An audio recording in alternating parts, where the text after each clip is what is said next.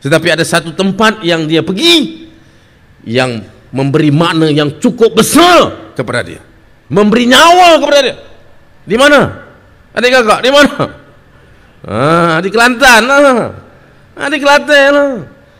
Dia sampai Kota Baru, di Stadium Sultan Muhammad keempat, ya, dengan sambutan luar biasa. Tapi bila sampai Kelantan pada malam itu, ya, dengan ribuan yang tunggu, Tok Guru Ni Aziz pula bagi endorsement. Dia balik tu saudara, dia balik tu dengan nyawa yang lain. Ni Anwar Ibrahim. Maknanya dia dapat balik semangat, ya, nyawa perjuangan yang sudah mati 2 September itu di Kelantan. Itu jasa paling besar orang Kelantan, PAS Kelantan, kerajaan negeri Kelantan kepada beliau. Bismillahirrahmanirrahim. Alhamdulillahillazi anzala ala abdil kitaba wa lam yaj'al lahu 'iwaja qayyiman liyunzira ba'san shadidan min ladun wa yubashshiral mu'minin. Wa usalli wa sallimu ala rasulihil karim wa ala ashabihi ajma'in wa man tabi'ahum bi ihsanin ila yaumiddin. Assalamualaikum warahmatullahi wabarakatuh. Saudara pengacara majlis, rakan kita tadi telah dapat menyampaikan sedikit sebanyak isu yang patut kita bincangkan. Memang sekarang ini kita tengah hangat menghadapi pilihan raya baru kerana Kelantan ini menjadi tumpuan. Perdana Menteri turun, timbalan Perdana Menteri berturun, menteri-menteri semua datang turun nak rampas Kelantan dari PAS. Saya nak nasihat kepada kawan saya Dollah Badawi. Ya kawan, saya nak nasihat kepada Abdullah Badawi Al-Hadari, jangan duk sibuk soal Kelantan. Sebab kamu sibuk-sibuk Kelantan, Pulau Pinang dah nak tumbang, Barisan Nasional nak tumbang. Minggu lalu kamu ke Sabah, dan Sabah kalau pilihan raya diadakan bulan Mac ini, insya-Allah Barisan Nasional tumbang sekali lagi di Sabah. Saudara, saya tidak dalam alam mimpi. Saya berpijak di alam nyata. Saya pernah pemangku Perdana Menteri, pernah masuk lokap penjara 6 tahun. Bilik saya di penjara Sungai Buloh masih kosong. Jadi bila saya bicara, saya maksud dan saya tengok perkembangan yang ada sekarang ini. Saya sebut apa sebab sibuk sangat nak rampas Kelantan ini. Apa istimewa program UMNO yang nak buat ini? Mengapakah ketokohan Tuan Guru Ning Aziz nak dipertikai? Berapa banyak harta rakyat yang diambil? Berapa saham rakyat dia ambil? Berapa tanah kerajaan dia rompak? Coba sudah bayangkan dan banding. Kalau perkara ini berlaku di Terengganu, di Kedah, di Perlis, di Selangor, di Johor, di Sabah, di Sarawak, habis balak disapu oleh pemimpin-pemimpin UMNO dan Barisan Nasional. Saudara-saudari hormati sekalian, sebab itu saya menaruh keyakinan, saya yakin insya-Allah Kelantan di bawah pimpinan Tuan Guru Ning Aziz akan dapat mempertahankan negeri ini di tangan PAS dan beberapa kawasan dengan sokongan keadilan.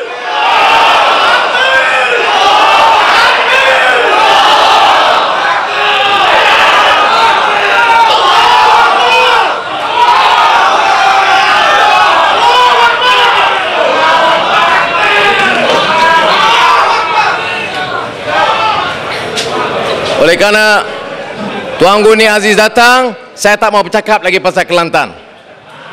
Bagi saya, Kelantan dah beres, insya-Allah PAS dapat pertahankan. Sudah.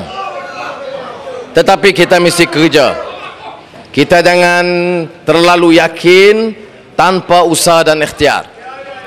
Beberapa bulan yang lalu saya datang dan saya umumkan, saya kata insya-Allah kalau PAS keadilan menang bukan saja di Kelantan tapi di seluruh negara, kalau umum malam ini menang, katalah pilihan raya hari ini menang dan diumumkan, esok insya-Allah kita umumkan harga minyak di seluruh negara turun. Datuk Najib marah. Datuk Najib marah. Dia kata orang itu, orang yang pernah menjawat menteri, jabatan menteri keuangan, orang itu tak bertanggungjawab, karena kalau kita dengar pandangan dia, negeri ini akan bankrupt. Saya nak kata, Najib, dengar abang kamu nak cakap sekejap. Dia panggil saya orang itu. Nama saya Anwar Ibrahim. Dari Malaysia, bukan dari Mongolia. Negara ini bankrupt kalau apa yang dilakukan oleh pemimpin-pemimpin di Kuala Lumpur diteruskan. Beli 2 kapal selam, ambil 530 juta komisen. Ini bukan fitnah. Saya berdasarkan kenyataan. Beli jet Sukhoi dari Rusia, 400 juta komisen. Kerana Menteri Pertahanan, namanya komisen. Kalau polis ambil RM50, namanya corruption. Menterkedarah duit rakyat, macam itulah juga. Saudara-saudara, ini yang akan menyebabkan negara bankrupt. Bulan lalu saya dedahkan bagaimana tanah zon bebas Pelabuhan Kelang diambil dari orang kampung, koperasi yang dipunyai oleh Cina, Melayu, Cina dan India. Dia beli dengan harga RM3 satu kaki persegi. Kemudian Ling Leong Sik, Menteri Pengangkutan, hari dia letak jawatan, dia sign approval. Lepas itu oleh kerana dia ambil tanah rakyat ini, dia naik jadi tun. Ling Leong Sik diikuti oleh Menteri Pengangkutan sekarang, timbalan Presiden MCA, bagi 3 surat. Ambil tanah orang miskin, harga RM3 satu kaki persegi, beri kepada pemimpin UMNO Datuk Azim Bendahari, Speaker Dewan Undangan Negeri dan pemimpin MCA, ambil untung RM900 juta. Saudara, ini kenyataan. Saya dedahkan 2 bulan yang lalu sampai hari ini tidak ada soalan dari Badan Pencegah Rasuah, tidak ada soalan daripada polis. Yang dia sibuk duk soal kita, duk jaga perhimpunan kita. Saudara-saudara, saya tidak menentang pegawai PPR atau pegawai polis yang menjalankan kerja dengan amanah. Ini pemimpin UMNO ambil tanah rakyat, beri kepada Kuala Dimensi Pelabuhan Kelang zon bebas, untung 900 juta. Apa salahnya kalau diberikan pampasan yang cukup kepada rakyat? Saudara, kita boleh senarai berpuluh-puluh kes. Ini yang akan menyebabkan negara bankrupt, wahai Najib. Karena kamu biarkan pemimpin-pemimpin. Siapa Datuk Azim Bendahari UMNO? Ambil wang begitu banyak, kemudian curah kepada orang sebelum pilihan raya. Maka beraturlah pemuda-pemuda UMNO dan Brigade Puteri dengan baju-baju baru mereka. Saya nak nasihat kepada anak-anak dan adik-adik saya yang pemuda UMNO dan puteri UMNO yang pakai baju ni. Kalau dia orang bagi baju, kalau dah nak baju sangat, pakai tidur cukup lah. Jangan tunjuk malu kita. Malu kita kalau kita pakai lambang UMNO dan Barisan Nasional hari ini. Sebab pemimpin rompak harta kita. Sebab pemimpin naik harga minyak negeri kita. Sebab pemimpin rompak dan hilangkan kuasa dan maruah kita. Najib, negeri ini bankrupt sebab orang macam kamu ambil komisen terlalu banyak. Saat-saat mula dia kena pecat, itu saya bersama dengan Anwar.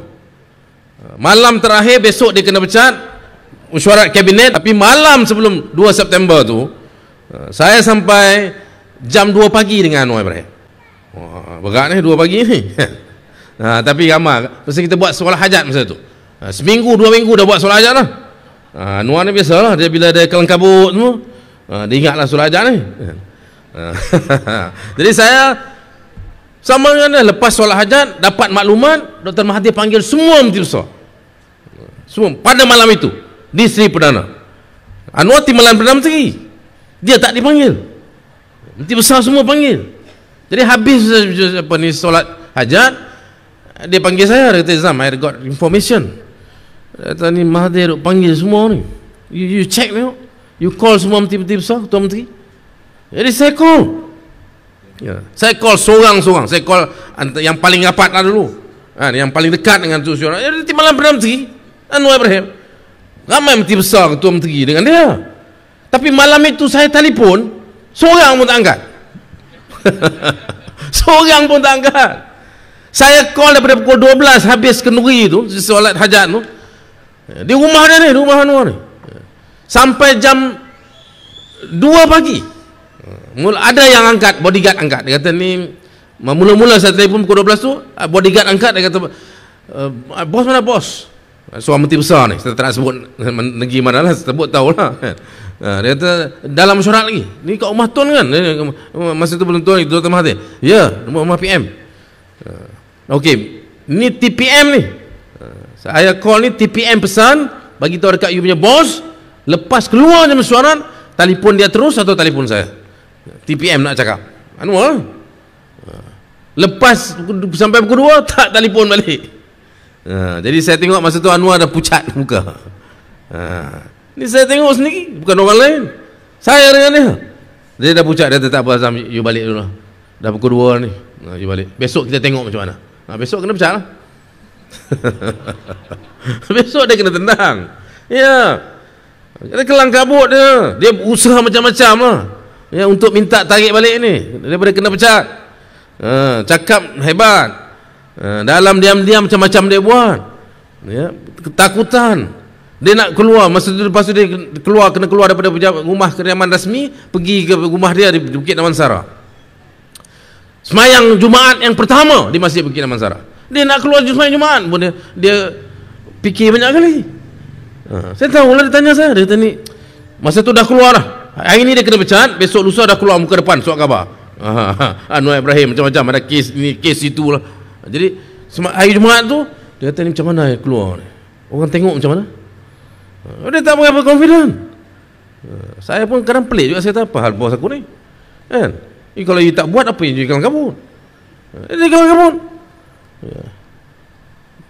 Lepas tu pergi Masjid Kampung Baru, Masjid Damarham. Hari tu dia pergi juga lah, pergi cepat-cepat pergi balik. Lepas tu dia kata, I kena, tak cukup, dia tak rasa itu korangan. So you arrange kita buat di Masjid Kampung Baru. Saya mix Jumaat selepas itu di Masjid Kampung Baru.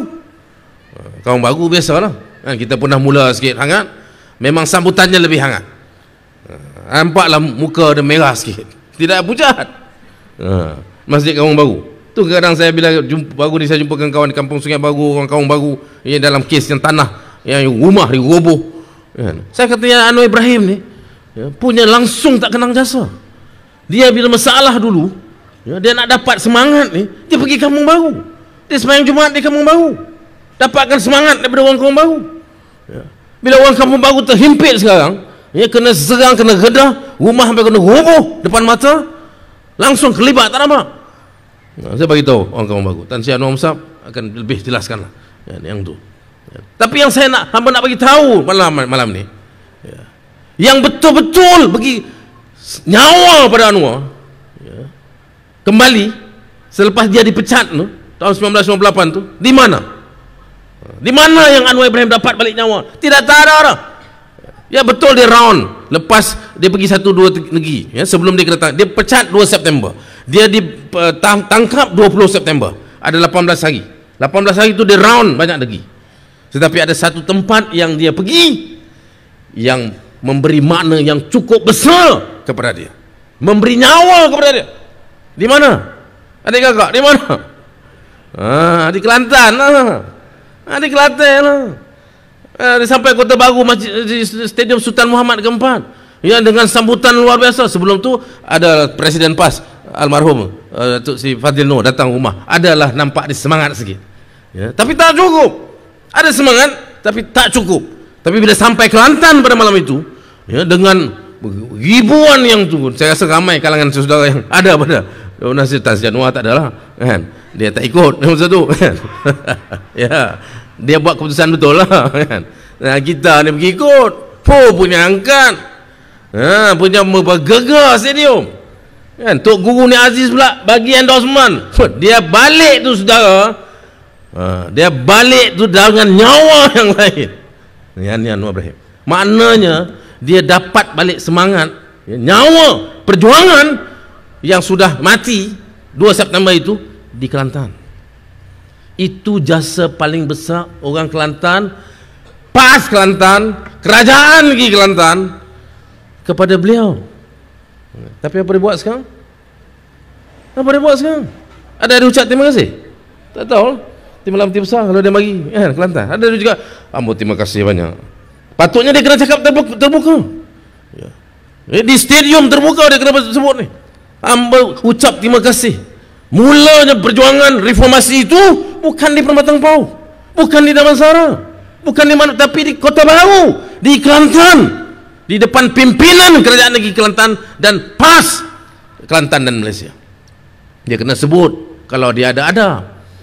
Cakap adab pandai. Apa adab sekarang? Dia tak ingat masa dia nak mampus, dah mampus masa tu. Sebelum datang Kelantan mau ingat. Sekarang lapar pun dia tak bagi. Apa okey bajet dia bagilah 2-3 bilion. Saya tengok Dr. Fadli ulas sikit bajet. Betul. Adalah banyaklah juga 2-3 bilion, tapi banyak itu tidak dibanding dengan negeri lain.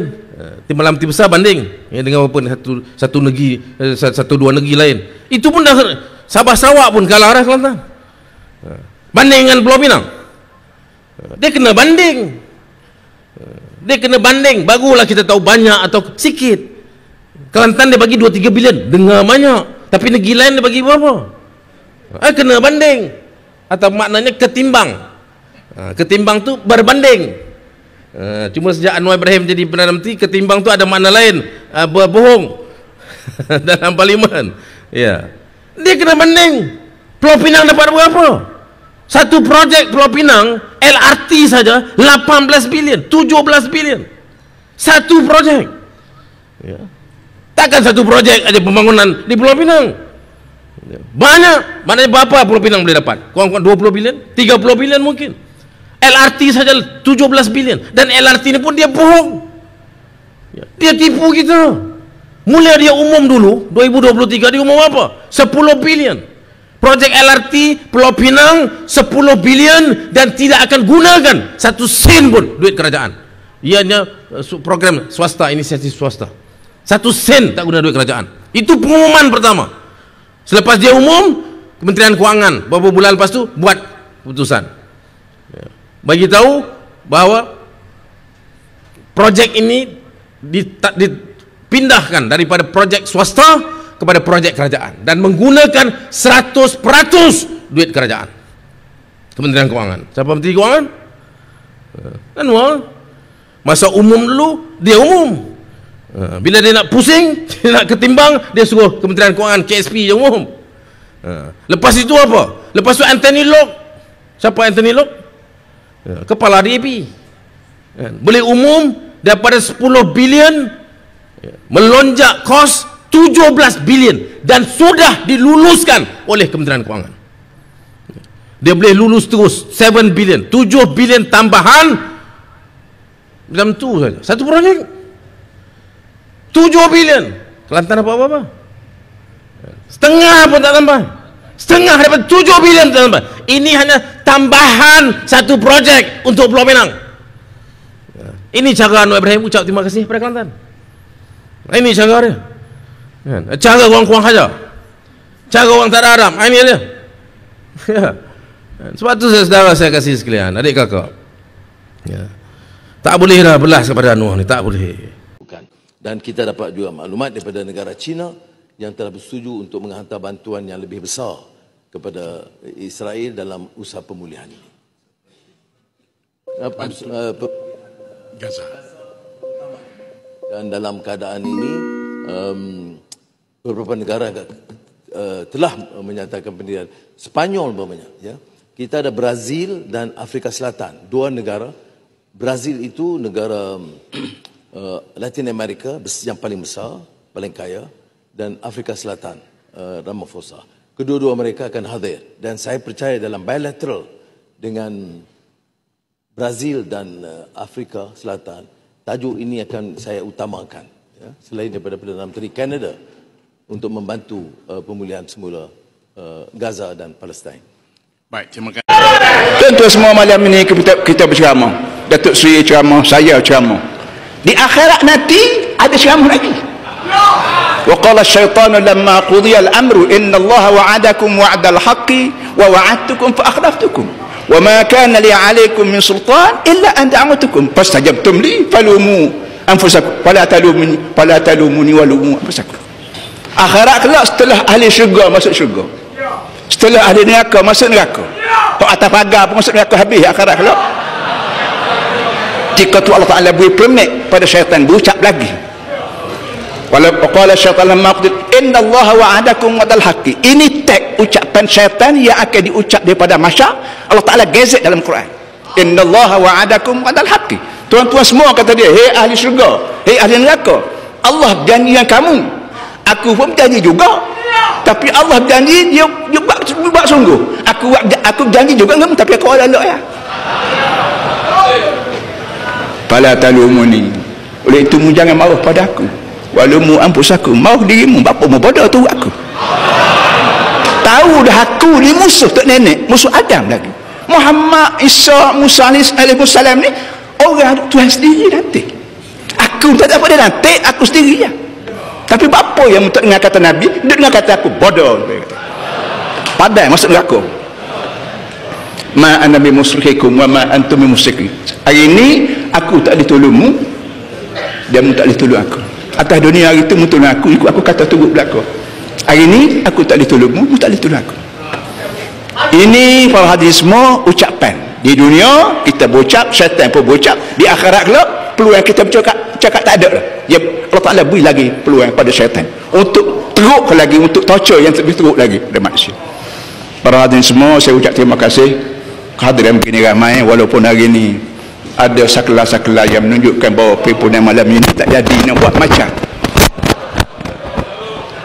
dia bawa pejabat saya tadi, saklar-saklar yang disebar, gambar-gambar tulis apa namanya tarikh Ibn Mas'ud, tapi beralih daripada Kota Baru di Macang. Tentulah saklar macam ni PAH tak buat, Perkim apa namanya PKR pun tak buat, UMNO boleh jadi kata tak buat juga. Tapi ada sah dah bila PAH tak buat, UMNO pun tak buat, PKR tak buat, syaitan yang buat sah.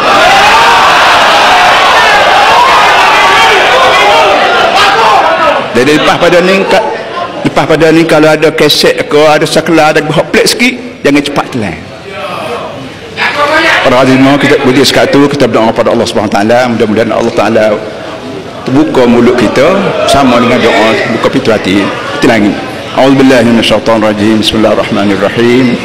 Alhamdulillahirabbil alamin wassalatu wassalamu ala asyrafil mursalin.